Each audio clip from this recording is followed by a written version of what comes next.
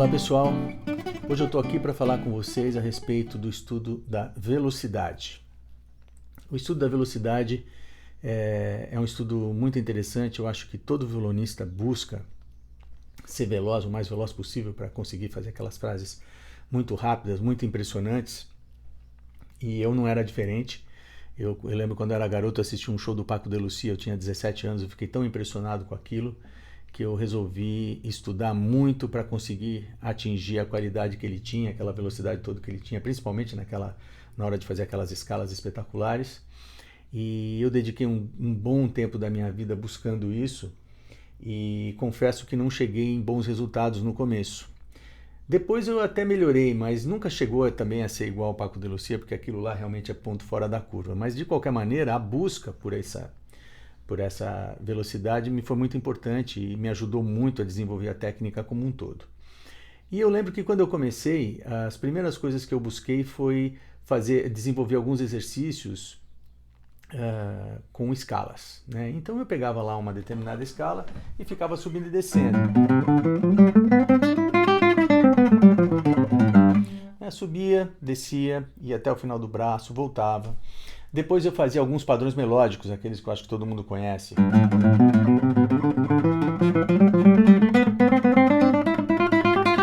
Né? Ia até o final do braço, voltava, enfim, repetia. E durante meses, anos, eu fui fazendo esses exercícios. E apesar de eu perceber algum acréscimo de velocidade, eu não era uma coisa que era tão determinante. Quer dizer, eu sentia que tinha uma barreira muito grande que eu não conseguia transpor. E isso me deixava muito... eu ficava meio frustrado com isso e criava-se uma interrogação enorme na minha cabeça. Por que eu não consigo? O que está acontecendo? E com o passar dos anos, eu fui percebendo que eu, na verdade, estava estudando errado. Na verdade, subir e descer a escala até o final do braço cansa. Eu me cansava antes de que o reflexo da velocidade realmente se estabelecesse, né? Então, na verdade, eu estava estudando resistência e força muscular e não exatamente o reflexo da velocidade. Quando eu entendi isso, foi quando eu resolvi criar uma nova série de exercícios, mas exercícios bem curtinhos, bem fáceis de fazer, mas onde eu ia trabalhar a arrancada, né, o torque, assim, o pensar rápido e descansar imediatamente. Quer dizer, faz uma frase rápida, descansa. Faz uma frase rápida, descansa. O que é isso exatamente? Então, vou mostrar para vocês ele aqui bem devagarinho.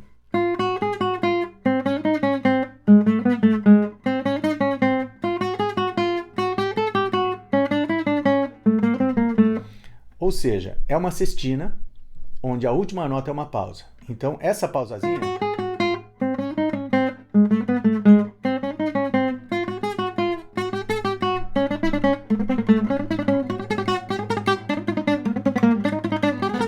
Essa pausazinha é o teu ponto de descanso. É aqui que você vai descansar. Então, quando você faz esse exercício rápido e descansa um pouquinho, você destrava a mão e você consegue fazer o exercício mais tempo. Esse exercício sim foi me trazendo algum resultado e com o tempo a minha velocidade melhorou muito, né? Porque aí realmente eu trabalhava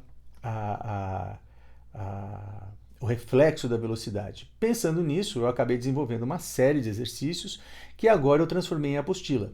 É uma apostila que eu estou disponibilizando no meu site agora, assim como eu disponibilizei há pouco tempo aquela da preparação do toque. Na verdade, eu resolvi fazer várias apostilas com vários exercícios que foram importantes para mim e estou publicando todos eles agora e disponibilizando para vocês. Então, essa apostila é uma apostila de exercícios para velocidade. Eu peguei esse conceito, essa mesma fórmula e fiz várias digitações dessa mesma fórmula, listei ali naquela apostila, são ao todo, acho que umas 70 e poucas fórmulas, né? E que realmente me ajudaram muito. O problema é que esses exercícios de velocidade, eles não devem ser apenas feitos de qualquer jeito. Você tem que fazer o exercício da forma correta. Da forma correta implica em você aplicar sobre esses exercícios alguns fundamentos sem os quais os exercícios não funcionam, né? Então seria muito importante a gente saber quais são esses fundamentos. E é isso que eu tô aqui hoje para falar sobre isso para vocês, para ensinar para vocês como que vocês devem fazer esses exercícios caso vocês tenham interesse, né? Então, eu diria o seguinte, que o primeiro aspecto que você tem que prestar atenção na hora de fazer esse exercício é que esse exercício deve ser feito apenas nas primas.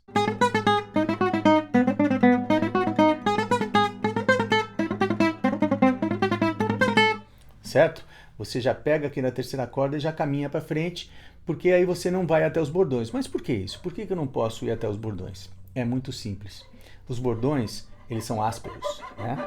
Conforme você vai fazendo esse exercício repetidamente, você vai gastando as unhas. Esse desgaste das unhas leva a uma espécie de uns ganchos que você faz na unha de tanto gastar naquele mesmo lugar. Esse gancho começa a enroscar na corda e começa a te atrapalhar. E aí a tua tendência é tentar desviar desse gancho para evitar esse enrosco. E aí você passa a estudar como desviar de um gancho e não necessariamente estudar o reflexo da velocidade. Você entendeu? Você não pode deturpar o objetivo do exercício. Você passou a colocar outra preocupação no meio do caminho, o exercício perde a validade. Então, por isso, eu faço ele só nas primas. Esse é um aspecto muito importante. Segunda coisa, que também é muito importante. Os dois dedos, e principalmente o indicador e médio dessa mão, é lógico que isso se aplica à esquerda também, mas no caso do indicador e do médio, você deve usar o menor movimento possível. Então, por que isso? Imagina que você vai tocar aqui na corda Mi. Tem gente que toca com o dedo, vai bem longe com o dedo para tocar na corda. Quando você vem de longe, todo esse tempo que você perde até chegar na corda, ele não significa absolutamente nada. Você só interessa o tempo que você encosta na corda. Quer dizer, por que eu vou fazer tudo isso então? Né? É perda de tempo, é perda de energia. Se você tiver com os dedos bem próximos das cordas, você toca do mesmo jeito. Toca forte, porque o tocar forte não está relacionado com a amplitude de movimento, mas sim com a decisão que você toma para disparar o movimento. Né? Então, você trabalha com os dedos se movimentando muito pouco, muito próximo da corda. E aí sim você vai ter uma velocidade muito maior.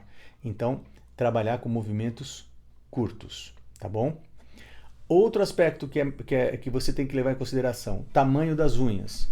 Se você pretende ser um violonista rápido, você não deve tocar com unhas longas. Hoje em dia tem muita gente que ainda toca com unhas longas, mas é a minoria. A grande maioria no mundo inteiro que eu tenho visto, eu viajo bastante, as pessoas têm tocado com unhas sempre mais curtas. Curtas assim, se você olhar para a sua unha de trás para frente, você vai ver assim mais ou menos de meio a 1 milímetro escapando da carne por outro lado, certo? Então, esse tamanho é o tamanho ideal, porque você só encosta na unha, pega o timbre que a unha te oferece e ela já escapa da corda. Então ela não engancha na corda, ela escapa rapidamente. E isso ajuda muito a você tocar. No caso de quem tem unha longa, o que acontece? Ele coloca a unha na corda. Para ele disparar o movimento, ele tem que escorregar a unha sobre a corda até acabar a unha e ele disparar o som. Isso leva tempo. Se isso leva tempo, você tem perda de tempo. O assunto é velocidade, né? Então, com essa perda de tempo que você tem, você acaba ficando tenso, porque você quer tocar mais rápido. Você força mais a mão, tensão, perda de velocidade, o exercício perde o valor novamente. Então, unhas curtas é muito importante. Outro aspecto que é muito importante é a aplicação daquele princípio que eu já falei para vocês há alguns dias, a preparação do toque. Lembra daquela apostila dos pequenos arpejos que eu coloquei à venda no site? Pois é, aquele conceito se aplica aqui também. Você deve, antes de tocar, sentir a corda e depois toca. Sente, depois toca. Sente e depois toca. Não é chegar e tocar. Você deve tatear a corda primeiro. É lógico que isso é uma fração de segundo, mas com o tempo você vai mecanizando e esse processo vai ficando realmente muito bom, certo? Um outro aspecto que também é muito importante aqui é o seguinte, esse eu aprendi mais recentemente, demorou muitos anos até eu perceber isso, vendo, aliás, graças ao YouTube a gente vê muita coisa e começa a aprender. Então, o que acontece? Imagina que você vai tocar uma corda com o dedo indicador. Depois você vai tocar com o dedo médio. Então, olha só. O dedo indicador só sai da corda quando o dedo médio chegar. Certo? Enquanto um dedo não chega, o outro não sai do lugar para disparar o movimento. É isso.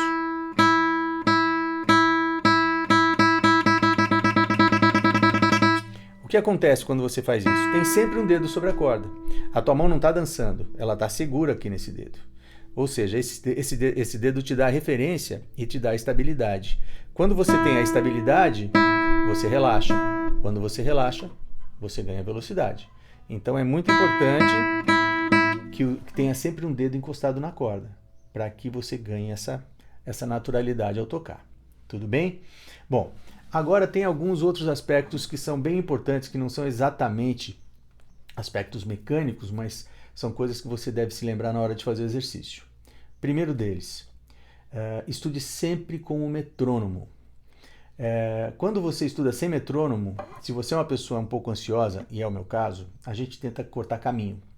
Então, a gente vai tentando forçar a barra na velocidade. Quando você força a barra na velocidade, você fica tenso, tensão, perda de rendimento. Então, você não pode ficar tenso. Você tem que lembrar que isso é um processo cerebral e o cérebro tem o tempo dele de amadurecimento. Então, o que a gente faz?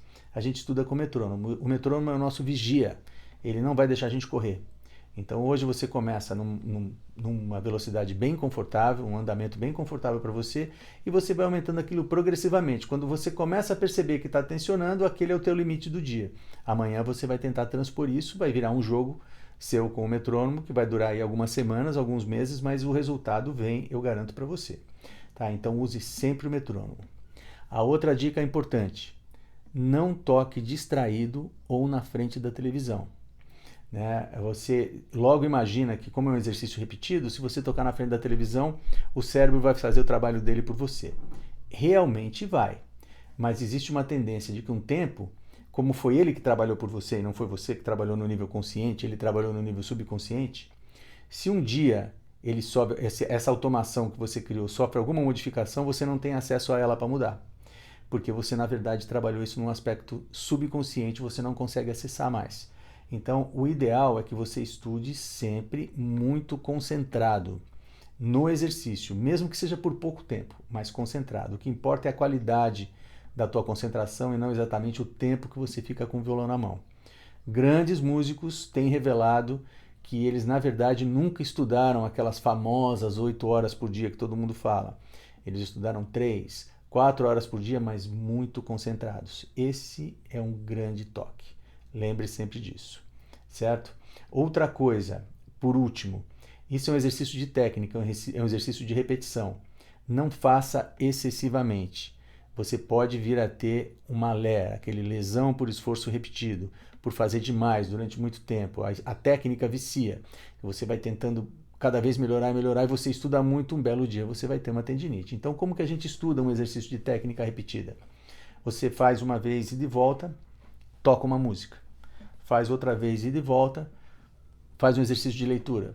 Toca outra vez e de volta, estuda improvisação. Faz isso umas 4 ou 5 vezes, sempre intercalado com outras atividades, para que você varie a movimentação dos seus dedos e assim você diminui a possibilidade de ter aí uma tendinite, tá bom? Então, se você tiver interesse em fazer esses exercícios, dá uma passada lá no site, que você vai ver lá a apostila. E qualquer dúvida que você tenha, você pode mandar uma mensagem para mim, entrar em contato comigo. E se você curtiu essas dicas, você, por favor, se inscreva e deixe o sininho ativado, porque assim que eu tiver novos vídeos, você vai ficar imediatamente sabendo, tá bom? Até a próxima!